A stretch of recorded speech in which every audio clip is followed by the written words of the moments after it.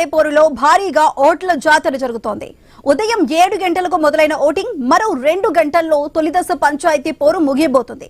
మధ్యాహ్నం 1 గంట వరకే పోలింగ్ గడువు ఉంది. ఉదయం 9 గంటల వరకు 19.58% పోలింగ్ నమోదైంది. తొలి దశలో 3834 సర్పంచ్, 27,628 వార్డు పదవులకు ఓటింగ్ జరుగుతోంది. మధ్యాహ్నం 2 గంటల నుంచి ఓట్ల లెక్కింపు చేపడతారు. వెంటనే ఫలితాలు వెల్లడిస్తారు.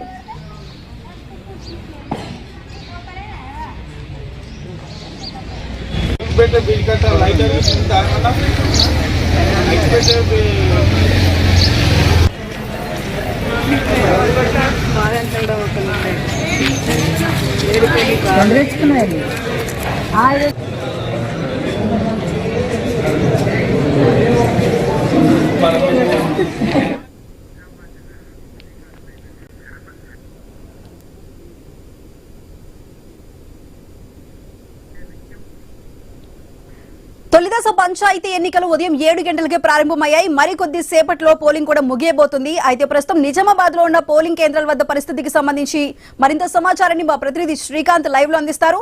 శ్రీకాంత్, చెప్పండి, మరో 2 గంటలు మాత్రమే పోలింగ్ ముగియడానికి సమయం ఉంది. ప్రస్తుతం ఇప్పుడు నిజామాబాద్ వ్యాప్తంగా కూడా ఎంత వరకు పోలింగ్ నమోదైంది? ప్రస్తుతం అక్కడ ఏ విధంగా కొనసాగుతుంది? ఉమ్మడి నిజామాబాద్ జిల్లాలో మొదటి పంచాయతీ పోలింగ్ చాలా ప్రశాంతంగా జరుగుతుంది. ఎక్కడ ఎలాంటి అవాంఛనీయ ఘటనలు జరగకుండా పూర్తిగా అధికారుల కొన్ని సమయంలో పోలీస్ బందోబస్తు ఈ ఎన్నికలు జరుగుతున్నాయి. సమస్యాత్మక ప్రాంతాల్లో కూడా ఎక్కువ పోలీసులను మోహరించి అక్కడ ఎలాంటి ఇబ్బంది తలెత్తకుండా ఈ పోలింగ్ అయితే ప్రశాంతంగా సాగుతుందని చెప్పవచ్చు. బ్యాలెట్ బాక్స్ ద్వారా జరుగుతున్నటువంటి ఈ పోలింగ్ లో ఎలాంటి అవాంఛనీయ ఘటనలు లేకుండా ఎప్పటికప్పుడు పోలీసులు పరిశీలిస్తూనే ఉన్నారు. గ్రామ పోరు, పల్లె పోరు చాలా ప్రశాంతంగా సాగుతుందని చెప్పవచ్చు.